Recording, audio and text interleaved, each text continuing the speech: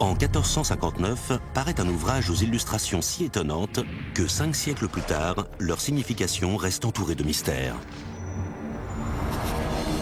Y figurent d'improbables engins de siège et machines de guerre, des personnages portant de curieux accoutrements ou se battant dans des duels sanglants. Mais certains éléments font cruellement défaut, comme semble le dire la chaîne brisée que l'auteur tient entre ses mains sur une des planches du manuscrit. Dans quel but celui-ci a-t-il été rédigé? Qui aurait pu en découvrir les chaînons manquants? Ce livre incroyable révèle les secrets d'un Moyen-Âge bien plus avancé que les générations suivantes ne l'ont soupçonné.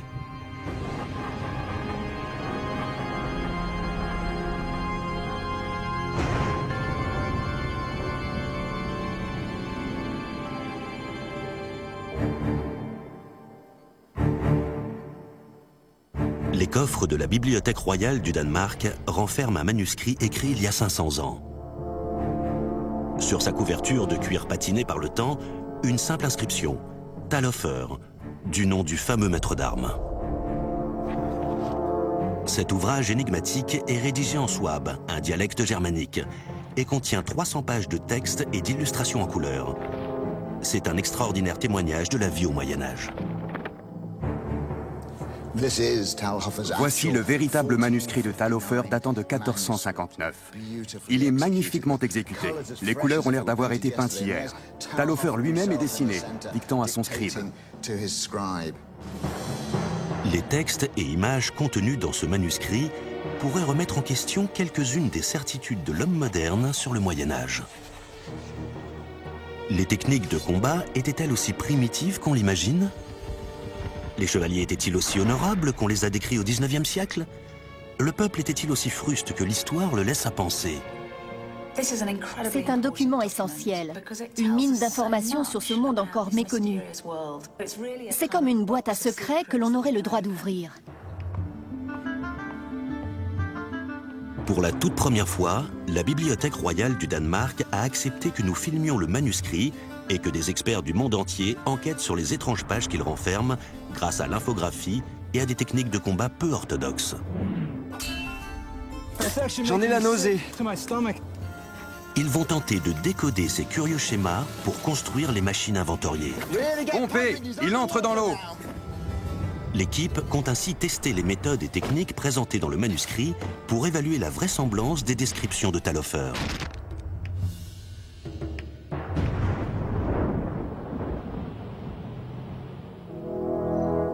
Le livre de Taloffer sommeille dans les fonds de la Bibliothèque royale de Copenhague depuis plus de 200 ans.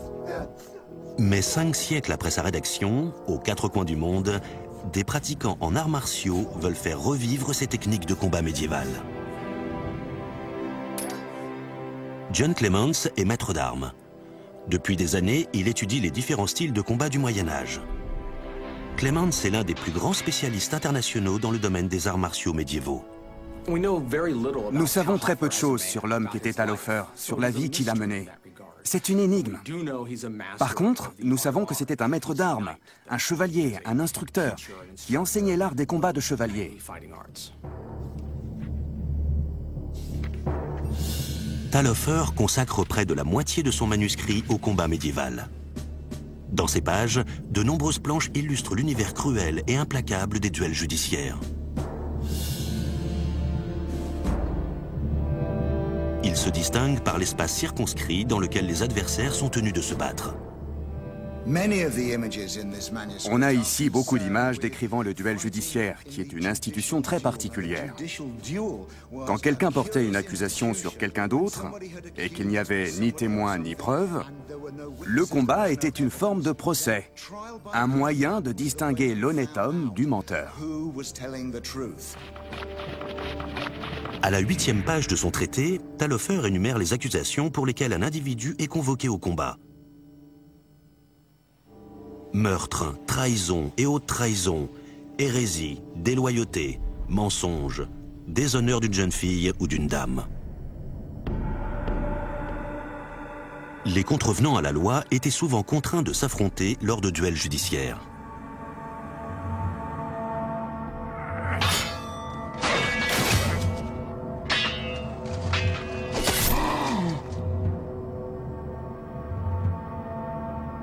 Taloffer fait un portrait sanglant de la population de l'époque, obligée de défendre sa vie dans des duels à mort et de venir à bout de l'adversaire avec des armes terrifiantes. Notamment celle-ci, traditionnellement utilisée en défense, mais remaniée pour tuer. Aaron Pineberg ne connaît que trop bien les avantages d'un bouclier face à l'ennemi. Je suis policier dans les forces spéciales d'intervention aux États-Unis. Porter un bouclier pare-balles est une obligation pour moi. Ce bouclier et le mien ont certaines similitudes. Il gêne la vision, empêche de voir l'ennemi. Or, si on ne le voit pas, on ne peut pas le tuer. Il faut donc savoir que par moment, dans le combat au bouclier, on va devoir renoncer à cette protection, à cette défense, pour voir l'adversaire. Mort! Cet immense bouclier à pointe, ou pavois, décrit dans le manuscrit, serait apparu au cours du XIIe siècle. Le bouclier est alors une arme acceptable dans un duel entre individus de classe modeste et non noble. Ses terribles pointes et ses crochets en forme de faux sont impitoyables pour les personnages de Taloffer. John et Aaron vont appliquer les techniques du maître d'armes et les confronter à la réalité. On va tester la maniabilité et l'efficacité des boucliers pour voir si les planches de Taloffer sont fidèles à l'utilisation que l'on peut en faire par rapport à nos connaissances de l'art du combat de l'époque.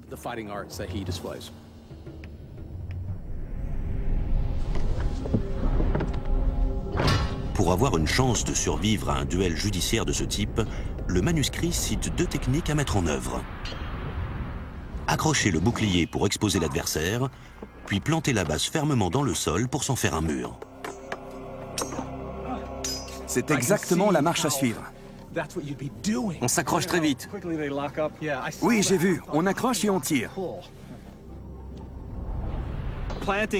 J'ai planté mon bouclier pour me protéger et j'ai bougé en fonction de lui. C'est rapide. On voit bien les ouvertures qui se créent entre les 2 boucliers. L'efficacité des boucliers en arme d'attaque est telle que l'épée n'est même plus nécessaire pour vaincre l'adversaire.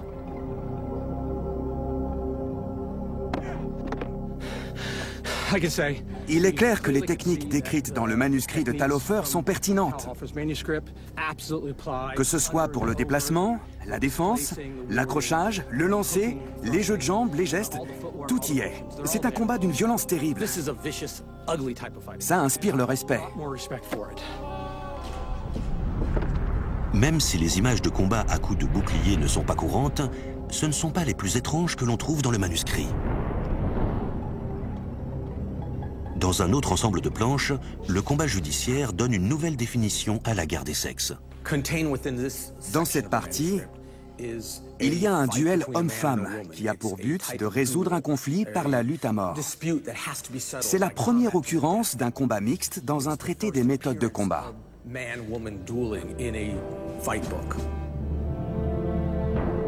Ces dessins d'une femme affrontant un homme est bien loin de l'image préconçue que nous avons de la femme de l'époque, étrangère au monde violent des hommes. Au Moyen-Âge, les femmes ont beaucoup plus de pouvoir qu'on ne le pense. Tout au long du XIVe siècle, leur influence s'accroît dans la société. Elles gèrent des affaires, etc.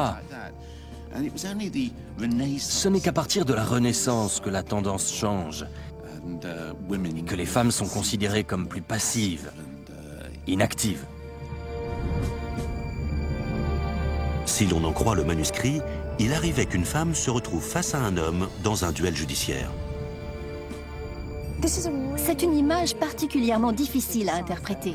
Certaines femmes étaient sans aucun doute très fortes, puisqu'elles étaient en charge du domaine pendant que les hommes partaient se battre. Manifestement, il s'est passé quelque chose. Mais quelles sont les raisons juridiques qui ont amené cet homme et cette femme ici ? Ces 2 personnes peuvent avoir été forcées à se battre pour maintes raisons, allant des questions de propriété ou d'héritage à des accusations quelconques. C'est un combat rituel qui a une dimension religieuse et dont un seul sortira vivant.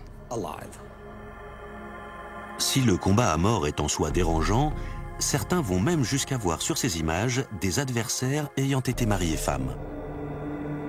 Une reconstitution du duel devrait permettre de mieux comprendre pourquoi un couple pourrait avoir été forcé à se battre de façon aussi étonnante. Il est intéressant de recréer ces combats judiciaires comme une sorte d'expérience archéologique in vivo qui a pour but de mieux appréhender les composantes physiques, les techniques de lutte, ainsi peut-être que l'état d'esprit et d'émotion de ces gens. Le trou creusé et les armes utilisées ont plusieurs fonctions. Ils équilibrent les inégalités entre les sexes et, tout comme les boucliers, sont jugés acceptables pour les roturiers.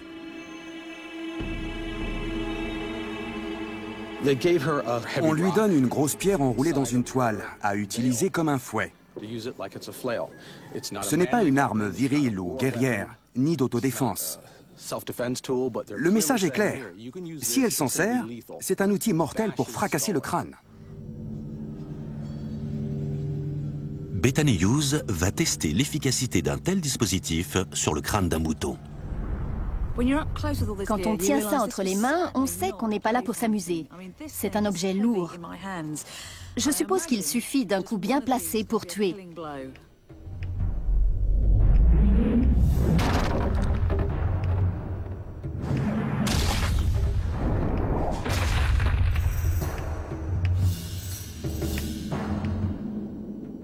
C'est immonde. Imaginez que ce soit le crâne d'un homme. Jamais il n'aurait survécu à un coup pareil. Si Tal Hofer a décrit la réalité et non une théorie personnelle, c'est une souffrance terrible qui était infligée au Moyen-Âge. Cette représentation d'un duel judiciaire entre deux chevaliers date de 1542. Elle confirme que cette justice violente fait partie du monde médiéval. En 1228, en Suisse, une femme a vaincu un homme de la même manière que celle dépeinte par Tal Hofer.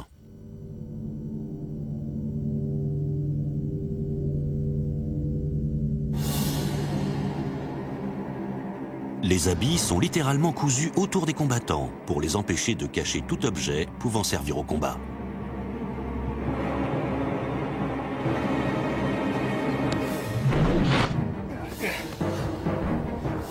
On suppose que ces tenues sont en cuir et huilées avant le duel pour être glissantes, rendant ainsi tout accrochage non mortel sans effet.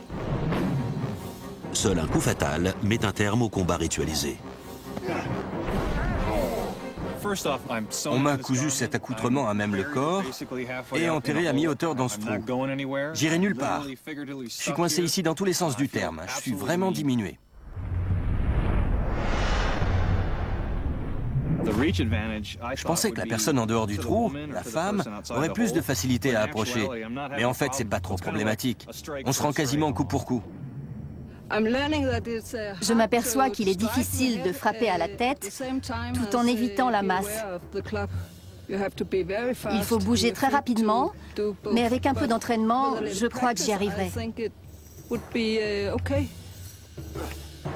Et les combattants ont tout loisir de s'entraîner. Pour ce genre de duel, les protagonistes connaissaient la date, la nature du combat et le nom de leur adversaire plusieurs semaines à l'avance. Ça avait forcément un effet sur leur état psychologique et leur entraînement physique. En étudiant le manuscrit de plus près, il apparaît que Tal Hofer ne donne pas une image générale du duel, mais que chaque planche contient des prises spécifiques que l'on pouvait travailler pour vaincre son ennemi. Je la mets tête à l'envers et je la frappe avec la masse. Maintenant, soit je la roue de cou, soit je l'éventre. Mais elle ne peut plus rien faire. Il est possible que Tal Hofer ait inclus ces descriptions pour en faire une méthode destinée aux combattants et qui a pu lui fournir des revenus. D'après les registres, il a été amené à arbitrer des duels judiciaires, une position idéale pour juger des techniques les plus efficaces pour tuer. Tal Hofer a enseigné cet art du combat, sans doute contre rétribution. Son élève s'assurait, lui, la victoire au regard de la loi et de Dieu. Les conclusions que l'on peut tirer de ce genre d'affrontement, c'est que c'est très brutal. Tout est fait pour que le verdict soit sans appel. C'est à l'image de la vie au Moyen-Âge. C'était un monde violent. Mais Tal Hofer ne se restreint pas au domaine du duel judiciaire. Il ne se contente pas de transmettre son art dans les moindres détails, si cru soit-il. Il s'intéresse également aux machines nées de la guerre.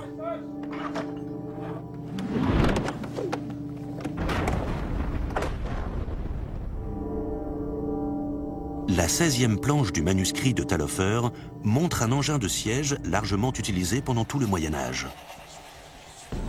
Ceci est un grand trébuchet qui sert à lancer des pierres pour briser des villes et des forts.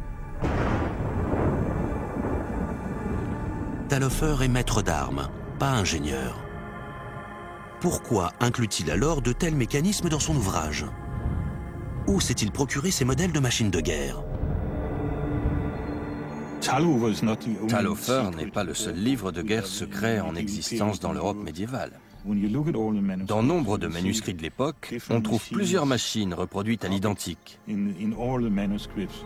Ces images, extraites du traité de Taloffer, sont des reproductions issues du Bellifortis de Konrad Kaiser, datant de 1405.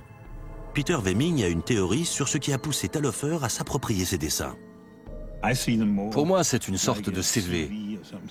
Qu'il soit écrivain, ingénieur, il a voulu présenter son œuvre à un roi ou une autorité pour trouver du travail, tout simplement.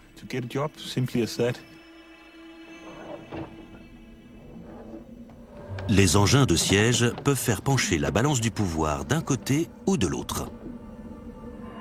Ils sont essentiels pour les factions qui s'attaquent aux châteaux et aux villes médiévales fortifiées.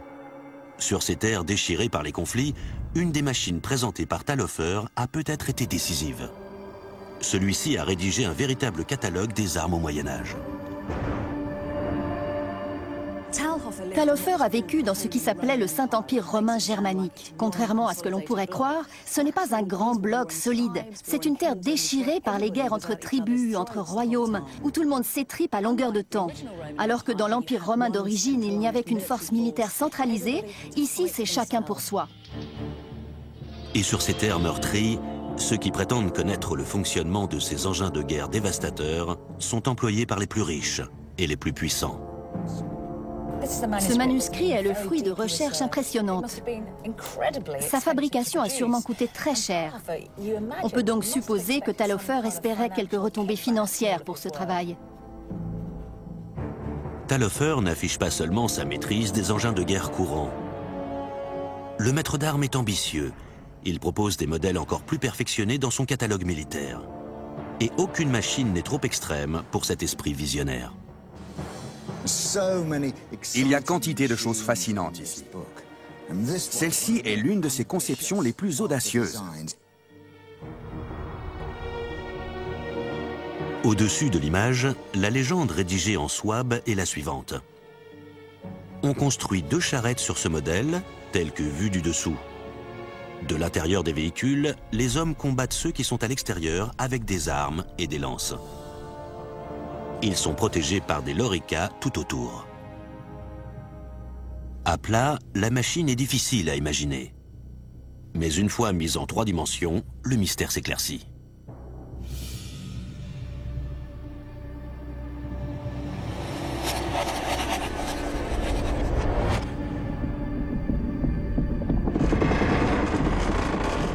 Le modèle dessiné par Taloffer rappelle de façon surprenante la forme que vont prendre, plus tard, les chars militaires. La lorica est la plaque blindée dont les parois sont tapissées. Reste à savoir comment un véhicule si lourd se serait déplacé. C'est peut-être le tout premier char. Il faut imaginer tout ça. Voyez comme le dessin sort de la page. D'après le texte, il y a 2 parties. La machine est poussée par des chevaux, attachés ici, ce qui veut dire qu'elle va dans ce sens. C'est un véhicule conçu pour pénétrer les lignes ennemies. Et ensuite, eh bien, il y a 1, 2, 3, 4, 5 canons de chaque côté. On est en 1459, la poudre à canon existe depuis quelque temps. Tout est dessiné dans les moindres détails. On peut voir le feu de chaque canon.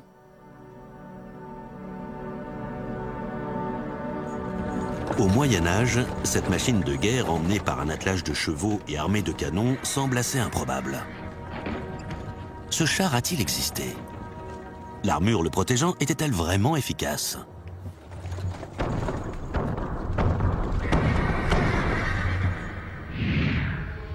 Des historiens danois ont construit une réplique du canon médiéval présenté par Talhofer dans son manuscrit. En 1459, la fonte avait déjà été inventée en Occident, mais on ne l'utilisait que pour former des boulets. On ne savait pas encore creuser et forer dans un bloc solide. On fabriquait les canons de la même façon que les seaux et les tonneaux, avec des lattes. On assemblait de simples barres de fer retenues ensemble par des cerceaux. Comme ici, sur cette barrique.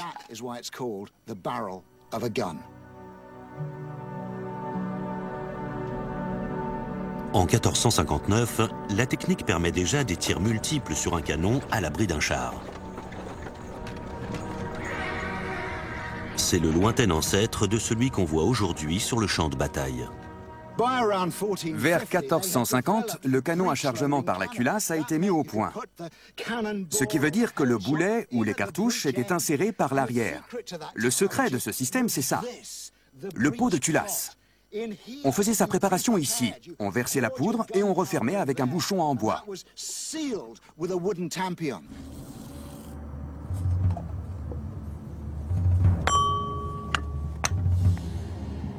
Le chargement par la culasse permet aux soldats de faire feu à 2 ou 3 reprises en 1 minute. Mais ces canons faisaient-ils vraiment des dégâts?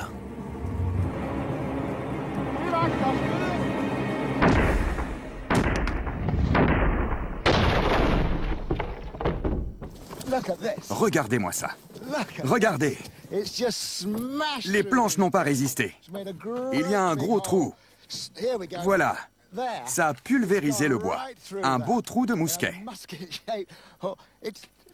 Un écran de papier s'aurait fait pareil. Tout cela confirme que le char devait être blindé pour pouvoir dépasser les lignes ennemies avec les chevaux à l'arrière et le bélier devant, comme sur le dessin. Parce que l'adversaire dispose du même canon.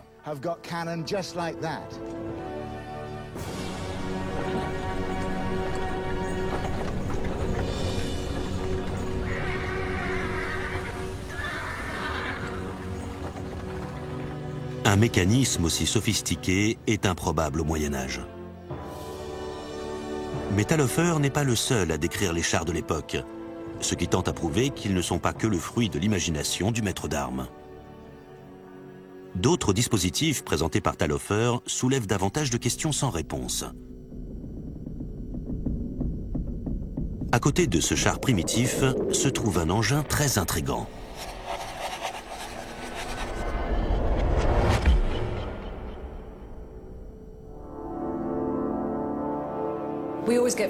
Les inventions des Égyptiens, des Grecs, des Romains soulèvent toujours beaucoup d'enthousiasme. Mais cet ouvrage est un vrai fourre-tout d'inventions géniales. Une de mes préférées est un truc bizarroïde, qui a l'air tout droit sorti d'un film de science-fiction. Apparemment, ça s'appelle une écrevisse. Cet appareil est une écrevisse. Il se déplace sur 4 roues, il est coupant à l'avant et à l'arrière. Sous le feu de munitions, il réplique en lançant des pierres et des projectiles d'acier en rafale, lesquels frappent l'ennemi pour le rabaisser. Spécialiste en reproductions historiques, Richard Windley va tenter de décoder l'image de l'écrevisse pour lui donner vie. L'écrevisse de Talhofer est l'une des machines les plus intrigantes et énigmatiques de l'ouvrage. Il indique qu'elle est en fer, qu'elle est posée sur 4 roues pour avancer,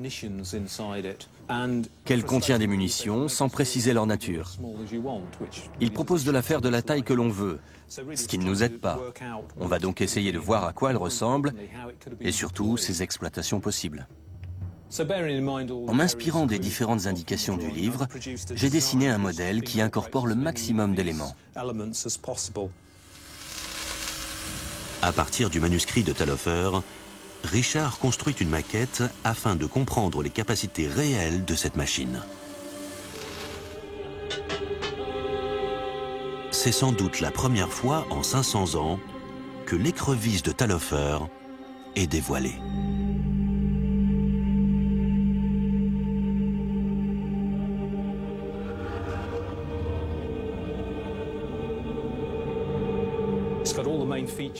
Les grandes caractéristiques présentes sur l'illustration sont là, avec les pointes à l'avant, les sabres coupants et les extensions sur les roues pour estropier tout individu qui se mettrait en travers de son chemin.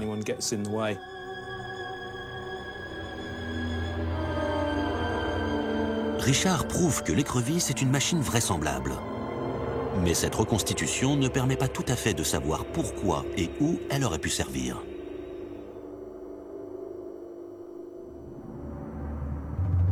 Au Moyen Âge, l'un des points les plus vulnérables d'un château ou d'une ville fortifiée est son entrée. Il faut par conséquent à tout prix la protéger des attaques. D'après Mike Lodes, l'écrevisse pourrait être le système de défense idéal. Et si l'écrevisse avait été installée aux portes d'un fort ou d'une ville fortifiée? Il aurait été possible de la faire avancer et reculer avec des cordages insérés dans des rainures creusées dans le sol. Un homme serait placé derrière le mur pour actionner les câbles qui font bouger l'appareil. Ce serait d'une efficacité terrible. Si on en mettait 4, 5 ou 6 comme ça, qui oserait passer avec son cheval? Ou même à pied? Ça vous couperait les chevilles. De plus, le texte nous dit qu'il contient des explosifs pour pouvoir tirer en rafale.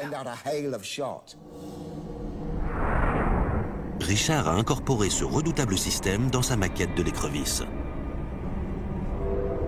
Il y a un panneau amovible ici, qui permet d'atteindre le détonateur des grenades. Cette partie ressemble à de la fonte, mais a été sans doute remplie de fragments métalliques qui pouvaient vraisemblablement partir dans tous les sens. Le but est de faire des dégâts et d'éliminer autant d'hommes que possible. Talhofer a trouvé ce modèle suffisamment intéressant pour le faire figurer dans son manuscrit. Grâce aux travaux de nos différentes équipes, voici la reconstitution en 3D du fonctionnement probable de cette machine défendant l'entrée d'une forteresse.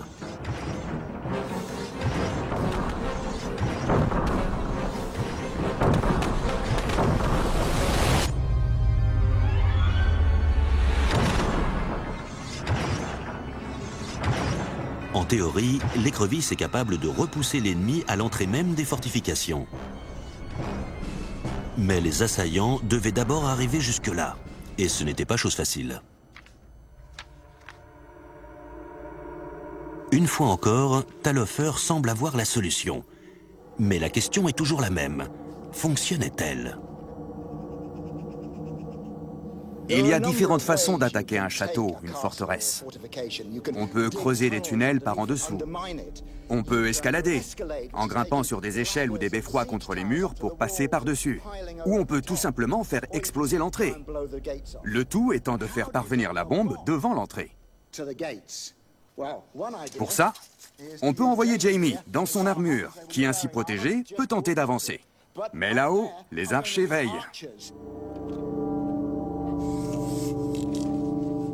La puissance d'un arc guerrier à distance rapprochée est telle qu'elle pouvait percer l'armure d'un chevalier à certains endroits. Si l'archer était suffisamment doué, il repérait les joints entre deux plaques et tuait l'assaillant.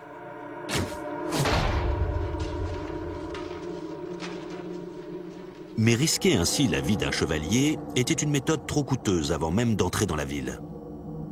Le manuel de Talhofer propose peut-être une méthode plausible.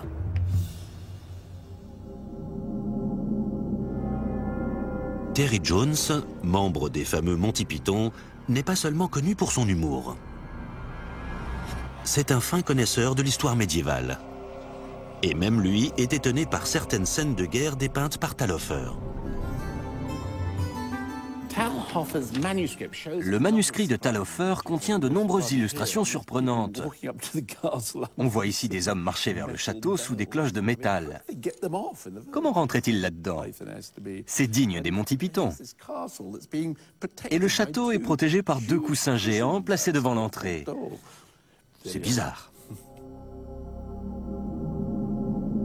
La légende au-dessus de cette image étrange ne nous éclaire pas beaucoup plus.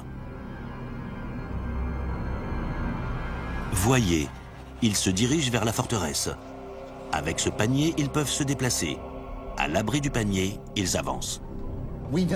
La plupart des machines répertoriées dans le manuscrit fonctionnent. On le sait puisqu'on a construit et testé le trébuchet, par exemple. Il parle de dispositifs pouvant être mis en œuvre. Mais quand on tombe sur des choses comme ça, c'est tellement étrange qu'on se demande si c'est vraiment faisable. Et la seule façon de le vérifier, c'est d'essayer d'en faire un modèle avec les indications qu'il donne. Alors allons-y, construisons-le et testons sa solidité avec des projectiles. Voici, selon l'équipe, ce à quoi ce système d'attaque pourrait avoir ressemblé. On a dû deviner la matière.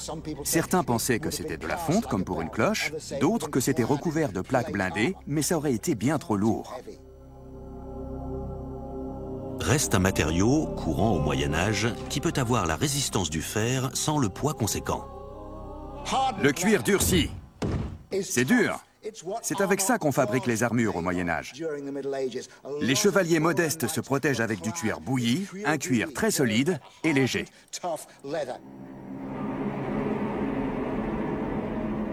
La matière utilisée pour ce dispositif fait l'objet de grandes spéculations de la part des chercheurs, à cause de l'utilisation qui en est faite.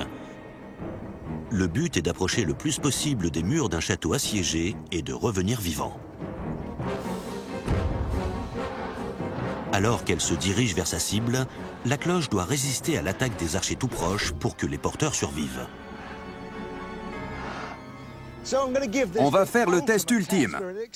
On est extrêmement près, moins de 10 mètres. Et Ben est un excellent tireur avec un arc d'une grande puissance. À toi, Ben.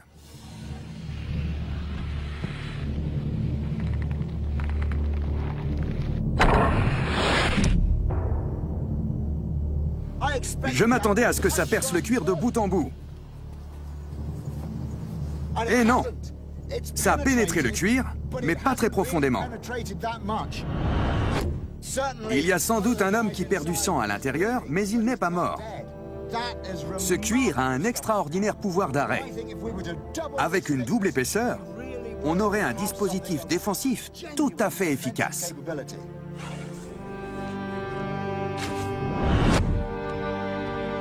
Une deuxième couche de cuir réduirait l'impact de la flèche de façon significative, tout en ne réduisant pas la portabilité de la cloche par 2 hommes.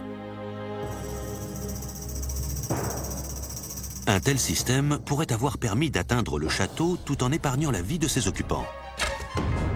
Pour ceux qui ont pu consulter le catalogue de Taloffer à l'époque, il était peut-être possible d'acquérir auprès de lui les indications pour construire cette cloche moyennant finance. Le seigneur de guerre satisfait pouvait alors la déployer à sa guise. Pour placer une bombe, livrer un ultimatum ou récupérer un camarade blessé sur le champ de bataille. Mais un fort assiégé ne dispose pas seulement d'arcs et de flèches. D'en haut, je me rends compte que la cloche est conçue pour résister aux chocs aériens. Si quelqu'un approche dangereusement et que j'ai des pierres à disposition, je vais les lui jeter dessus.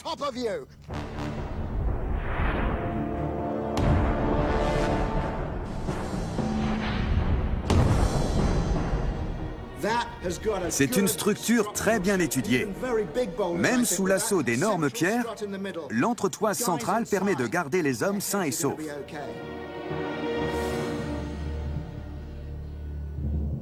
Avec les connaissances militaires appropriées, ces dessins de Taloffer ont été transposés en cloche de siège pour 2 hommes.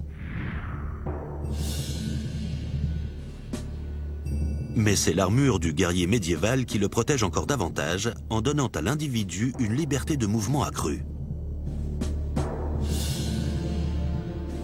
Les chevaliers figurant dans le traité de 1459 de Taloffer sont souvent présentés dans des activités violentes et sanglantes.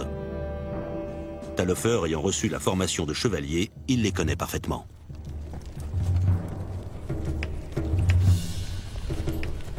Les chevaliers du Moyen-Âge sont loin d'être les guerriers honorables que l'on s'imagine aujourd'hui. Ils s'apparentent plus à des brigands qui n'hésitent pas à voler et tuer de riches commerçants qui s'aventurent sur leurs terres. Ils s'affrontent aussi lors de joutes meurtrières. Quand on pense au Moyen-Âge, on voit le chevalier dans son armure étincelante, se battant dans le respect des lois chevaleresques.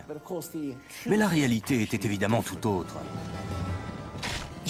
La chevalerie était une belle idée, mais qui, dans les faits, élevait la violence au rang d'objet de culte. Tous ces jeunes hommes furieux s'entretuaient, ou plutôt tuaient de pauvres innocents. Le valeureux chevalier secourant la demoiselle en détresse n'est pas le seul trait erroné prêté aux guerriers du Moyen-Âge. C'est Laurence Olivier qui a mis dans la tête du public qu'une armure était terriblement lourde.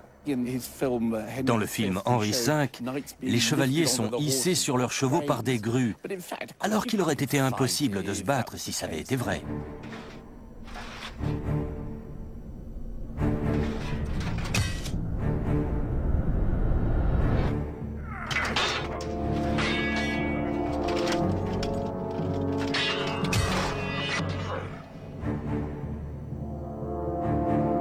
Taloffer consacre nombre de ses planches aux chevaliers, ce qui semble montrer qu'il a tenté de vendre ses services aux meilleurs d'entre eux, et plus spécialement aux plus riches. Car une armure coûte cher. Au Moyen-Âge, une armure s'appelait alors un harnois. Et c'est effectivement comme un harnais avec ses différents éléments qui doivent chacun être fabriqués sur mesure pour le combattant. Si ce n'est pas le cas, ça va pincer, gratter. Il porte environ 25 kg de métal sur lui, mais c'est bien distribué. Il tire aussi sa force de la forme. Ce sont des surfaces obliques, si bien que l'épée va glisser dessus. Ce sont des plaques courbes et fines, d'où une incroyable résistance à la traction.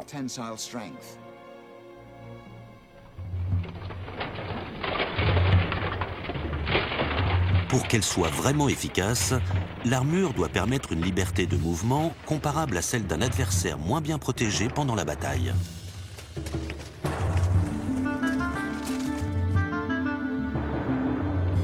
Tout en permettant d'escalader ou monter un destrier rapidement.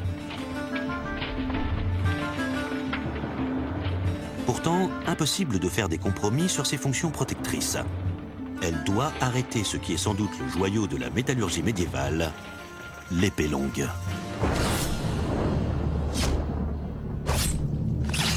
Dans ses illustrations de techniques de combat, Taloffer démontre la terrifiante efficacité de cette arme. Le façonnage de cette épée en a sans doute fait l'une des armes les plus redoutables du Moyen-Âge. Voici une épée longue d'après une illustration de Taloffer présentée dans son manuel de 1459. Son centre de gravité est à environ 6 cm de la garde. Ce qui veut dire que la lame se tourne facilement à cet endroit. Le traitement thermique d'une lame d'épée longue est très compliqué. On fabrique une lame à la fois coupante et souple à l'utilisation. Ça demande un travail précis, très pointu. C'est un procédé en 2 temps. La trempe durcit le fil de l'épée et la rend légèrement cassante. Puis le revenu, à environ 200 degrés, redonne de la souplesse. C'est une arme sophistiquée, finement aiguisée et magnifiquement équilibrée.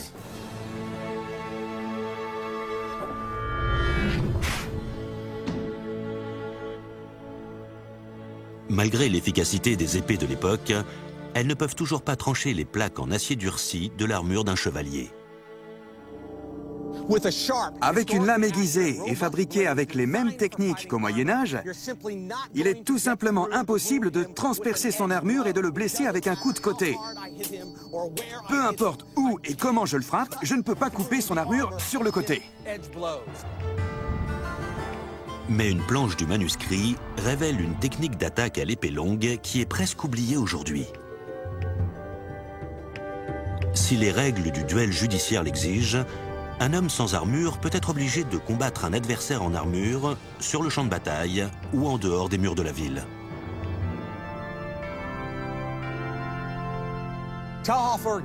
Talhofer nous montre qu'il est possible de venir à bout d'un chevalier, notamment avec une demi-épée. Le but est de glisser la pointe à travers la visière, sous le casque, à l'entrejambe, derrière le genou, sous le bras, où il aurait normalement une cotte de maille, qui n'empêcherait pas la pointe de percer. Cette technique de la demi-épée s'utilise également face à un opposant sans armure. Elle s'appuie sur le fait que certaines lames ne sont pas aiguisées sur tout le long et peuvent être saisies grâce à des techniques de combat qui rendent alors l'armure de l'adversaire quasiment inutile. Ce qui est intéressant avec cette épée, c'est qu'on peut attaquer avec la lame, mais aussi avec la garde et le pommeau qui sont tout aussi pointus. Si on sait s'en servir, c'est redoutable.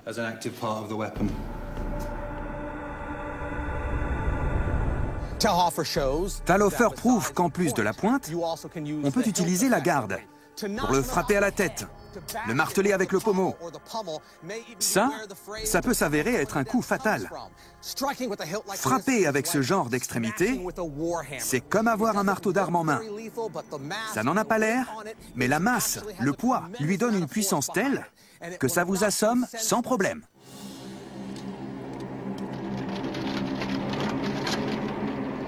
John Clements va expérimenter ces techniques de demi-épée face à un chevalier en armure pour vérifier leur efficacité.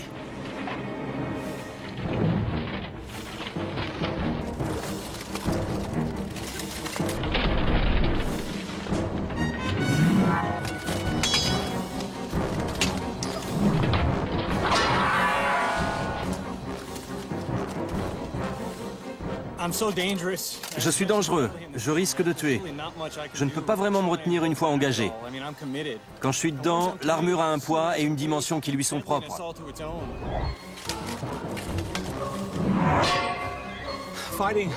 Je me bats à nu contre un chevalier en armure, comme sur les planches de Talhofer. J'ai l'impression d'être plus rapide et plus agile, mais ça ne fait pas grande différence. Il n'est pas assez lent pour que je puisse prendre l'avantage. Je vois des ouvertures, mais je ne peux pas les saisir parce qu'il est partout. Au moins, j'ai pu frapper avec la garde.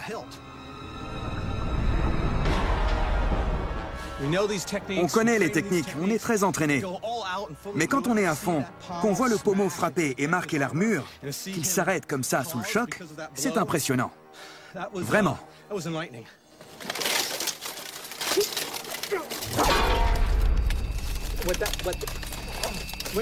Ça va?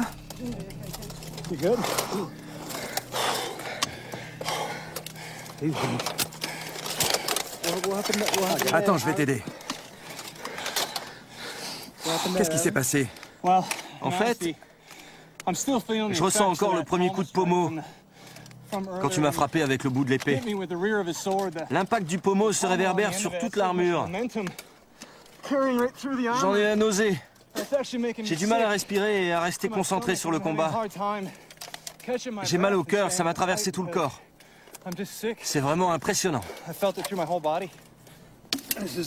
Voici le casque qu'il portait. C'est une reproduction exacte, historiquement parlant, avec le bon métal, la bonne épaisseur. On voit les traces. C'est pas facile de laisser ce genre de marque sur ces casques-là. Mais quand je l'ai frappé, j'ai bien vu sa réaction.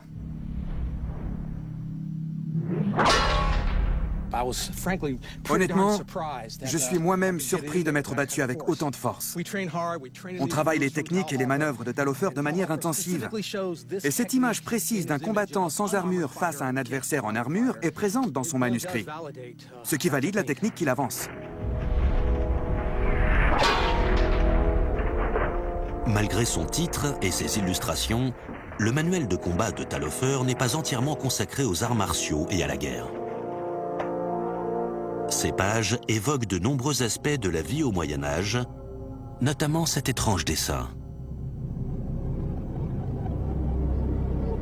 Sa fonction, comme tant d'autres éléments de cet ouvrage, est mystérieuse. Ces illustrations sont extraordinaires. Ce sont des hommes grenouilles, des hommes en scaphandre, en 1459.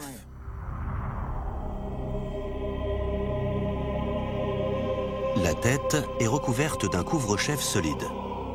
Si le courant de l'eau est fort, alourdissez-vous avec quelques poids afin de pouvoir vous immerger, puis émerger à nouveau. Talhofer nous donne pléthore d'informations dans son manuscrit, mais il manque aussi des éléments clés. Et ceci en est un parfait exemple. Nous avons ici un scaphandre pour lequel on ne sait rien de l'alimentation en oxygène. Il attend peut-être qu'on le paie pour obtenir les dernières instructions. Un scaphandre peut-il avoir existé il y a plus de 500 ans?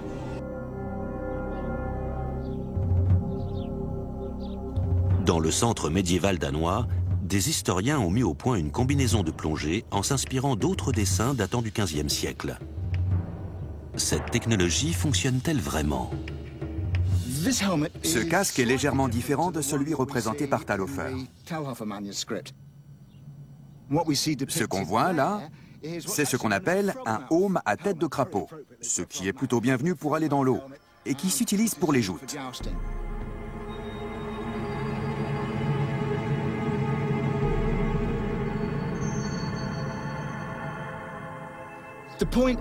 Ce qu'il faut, c'est un casque en dur dans lequel on fait entrer l'air. Parce que cette partie va servir de réserve d'air. C'est un dispositif simple, rudimentaire. Le premier du genre. Je suis soulagé qu'il se jette à l'eau à ma place.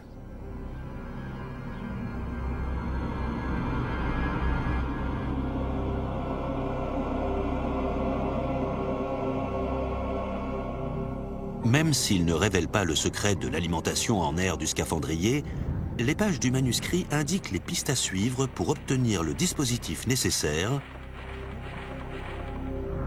des soufflets rattachés à un réservoir d'air. Les ingénieurs historiens se sont aperçus que mettre ce système en pratique n'est pas si évident qu'il n'y paraît. Quand on a une grande quantité d'air à compresser pour la transmettre à la personne sous l'eau, un homme n'a pas assez de force pour l'insuffler via un soufflet unique jusqu'au plongeur. On a donc dû construire 3 soufflets munis de longs leviers pour augmenter la puissance de pompage. C'est une tâche éreintante. Il faut pomper très fort et rapidement pour que suffisamment d'air parvienne au plongeur. Je crois qu'on est prêt, non? Vous y êtes? Ouais. 1, 2, 3, 1, 2, 3, 1, 2, 3, 1, 2, 3, 1, 2, 3. On attache bien devant et derrière, parce qu'en rentrant, l'air risquerait de soulever le casque une fois dans l'eau. Mais les gars sont déjà en train de pomper. Et l'opération commence. Il faut garder le tuyau bien droit. Voilà, il descend. Pompez, il est sous l'eau. Regardez les bulles, ça marche.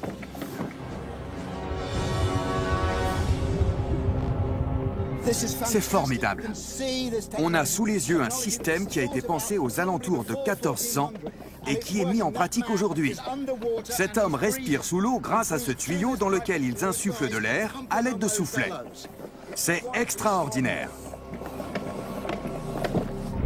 Cette expérience ne dure pas plus de 10 minutes.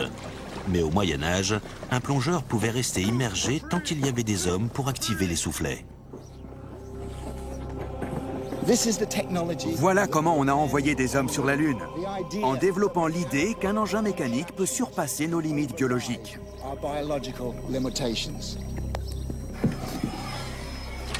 Bravo. Je suis encore vivant? C'était comment? Pas mal. Vous n'êtes pas mouillé ici.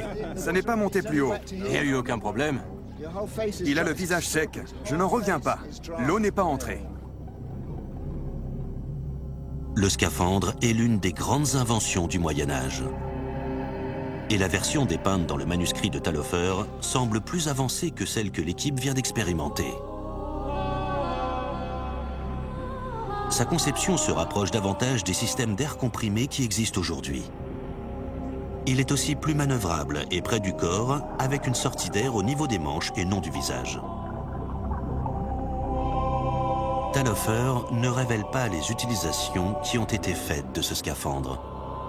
Cela s'ajoute à la somme des informations que le maître d'armes a omis de préciser dans son manuscrit et qui expliquerait l'image de l'auteur tenant une chaîne brisée. Se pourrait-il que Talhofer, gardien de ses secrets, soit le chaînon manquant de son ouvrage de 1459 ?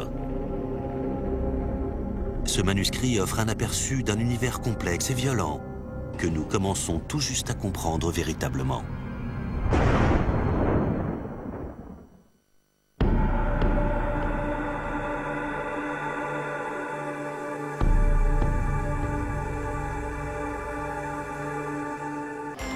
Le Titanic, construit par plus de 4000 ouvriers qualifiés.